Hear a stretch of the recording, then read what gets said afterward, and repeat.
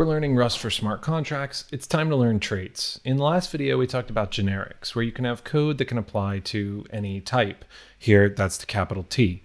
But generics are usually too broad. For example, here in this function where the IRS seizes a token, we can't have any type as T because some types don't have this transfer method. In fact, most types don't have that. If you just send in a string or you send in a number, you're not going to be able to just call transfer on it in order to do that. You have to make sure that this type has the transfer method or the compiler will throw at you there's no method named transfer for type T. So how do we make sure that this function, even though it can take any type, only takes any type that has transfer? It only takes any appropriate type. For that, we used traits. Traits allow us to have shared behavior among types, where there's one kind of thing, like transferability, that is shared by any number of types.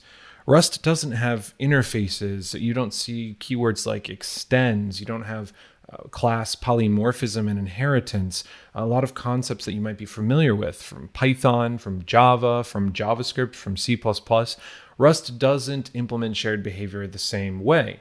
It's a little bit safer, but it's definitely new to you if you haven't worked with it before.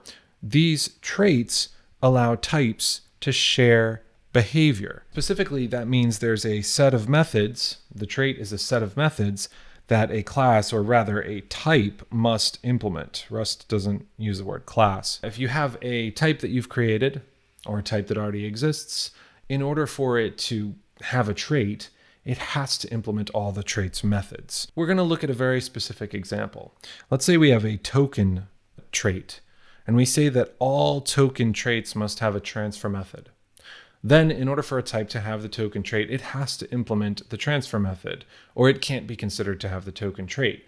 And if any function demands that its type have the token trait, the function, it won't compile, it won't work with the types that don't have the transfer trait. Think of a trait as like an exclusive club, and you have strict rules your types have to follow in order to be in the club. If I'm an NFT type and I want to be in the token club, I want to have the token trait, I've got to have the transfer method. Now here's the same thing expressed in code. I have a trait here, I've called it token. I can name it whatever I want. And I define what functions must be implemented in order to have that trait. Notice I don't have any logic here, just the signature. This exact function must be implemented in order for this type to have the token trait. Now we can use generics here, where we have token T and then amount, for example, is T. So you can make this a little bit more broad. But we won't do that for a while. That can get a little confusing until you've mastered traits and generics in general. So I have this NFT struct. I've created a new, very, very simple kind of NFT. It has absolutely no information other than an ID and an owner. Maybe some of that information's off chain or held somewhere else in some repository, or there's a generator that generates it dynamically. But here we just have ID and owner. And if I try to say that NFT has the token trait, which I do like this, I implement the trait for the type, implement token for NFT. But I don't implement this transfer function, I'll get an error saying not all trait items are implemented. So I can't do this without adding transfer here, like this. Again, very simple example. We're not auth-checking here or anything, but this could be how we implement it in a real secure code base where we set the owner of the NFT to whatever our to address is. The recipient is often just called to in smart contracts. The sender is often just called from. So here we have a string that is the address or identifier of the user who's receiving the NFT. And I made a mistake here where this has to be mute self. This receiver must be mute self. I won't ask that to be edited out because good learning opportunity. Self is not mutable, so we can't change it. So this does need to be mute self up here in the receiver in the signature. And I transfer the NFT by just setting its owner to whoever I'm sending it to. Now I've implemented the transfer function for NFT, so it fulfills the requirements and it can have the token trait. Again, I'm going to keep this reminder up here that this needs to be mute. What that lets me do now is use it in functions that require that trait to be implemented. Remember, if we go all the way back here, that the seize token method where the IRS seized a token wouldn't work because there was no guarantee that this token parameter had the transfer method. So we had to ensure that type T had the transfer method. We do that by saying where T and then the list of traits. So this is called a constraint. You have it right after the function declaration or the function signature before the function body. So I've established what my function is up here, and before the function body, I say where T has that trait token. And there's another way to do this that you'll see where I can do it right up here. I don't actually like that method, but you'll definitely see the constraints added right into the arguments block or the parameters up at the top of the function declaration. But it's also nice to be able to group them separately so that this doesn't get too crowded up here, especially with multiple parameters. So I have where T has the token trait. Now I have guarantees because any type that has the token trait, the compiler won't let it compile unless it implements transfer.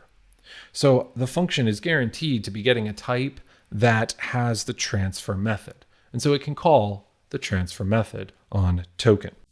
Learn is brought to you completely free because of our great sponsors. Neutron, enabling developers to build breakthrough applications and onboard users from anywhere. Osmosis, the premier decentralized crypto exchange. And Obi, the smart new standard for asset management. If you want to become a smart contract developer through this lesson and others like it, head to heretolearn.xyz for uninterrupted course videos, coding exercises, and feedback directly from experts in the industry. Now we've implemented on NFT, let's implement it for fungible token as well. The whole idea, why would you do this? Why would you use traits? It's so that you can have shared behavior. You can have this function work for different kinds of tokens as long as they all implement transfer, and that way you don't have to write this function 3 different times or have some kind of matching logic in the function. You can just assume that it has transfer and run transfer. So I could take a new struct, a new fungible token type, where I have a, we haven't talked about hash map yet. It's probably similar to whatever languages you've learned before, but I have this fungible token type that now is a little different. It doesn't even have an owner in this case. In fact, the fungible token doesn't represent a token owned by somebody. It represents a token with balances. So all of the information, whereas this NFT, each instance of NFT type was belonging to a single user, right? There's a user, there's an ID and an owner.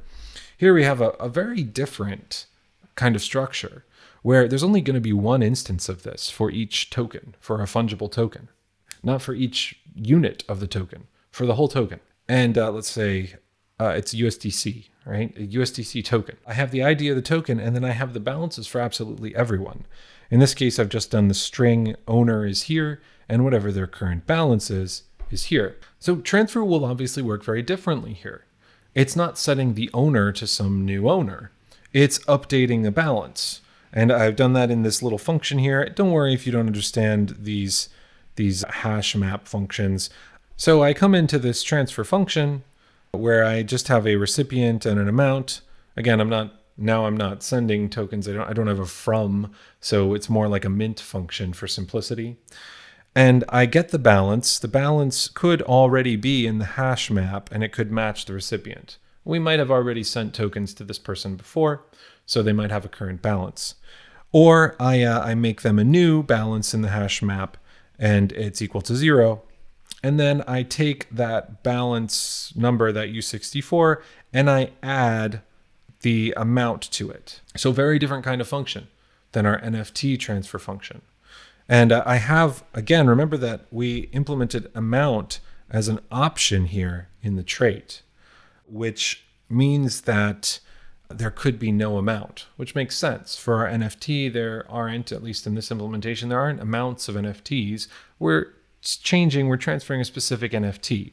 So in this case, we'd definitely be passing none in order to transfer. Like we did here, if we seize the NFT, then we're passing none in. Here, if this is a none value, we'll end up with a 0 instead. So we'll actually transfer 0 tokens. It will actually still go through, but we'll add 0 tokens to the user's balance. We'll initialize their balance if they don't have a balance to 0, but we'll add 0 tokens to their balance. So this seize token if uncountable function, I put if uncountable for a reason, always passes none in as that amount argument. So if it's a countable token like this, the amount will be 0 and nothing will be seized unless there's some kind of malicious logic in there. Nothing will be seized. So my point in all of this is that this transfer token works completely differently from over here in the NFT struct. The NFT struct, the transfer function changes the owner to the new owner. In the fungible token struct, the recipient's balance is updated. Whatever value, whatever amount is passed in is added to their balance. But it doesn't matter. We can still use it since it's the same trait. The transfer is implemented for both of those types. We can use it generically. We can use it in functions like this. Now, there's some things that aren't handled, like what if we do pass in amounts to NFT? It's just ignored. There's no warning or effect or anything like that. So if we had a seize countable and we passed it into NFT, it would just be ignored and the NFT would change hands, which maybe is what we want. But you can have very different kinds of implementations as long as it shares the spirit of the trait, right? The obvious spirit of the trait is that the transfer function should transfer to this recipient with an optional amount, and anything that implements tokens should follow that. So now I have this token trait and I can use it around. I can make sure that I have generic code that works with any kinds of tokens, and I can add more functions. Maybe I can have withdraws, burns, mints, sends, whatever, that are included in that trait and must be implemented by any type that follows the token trait.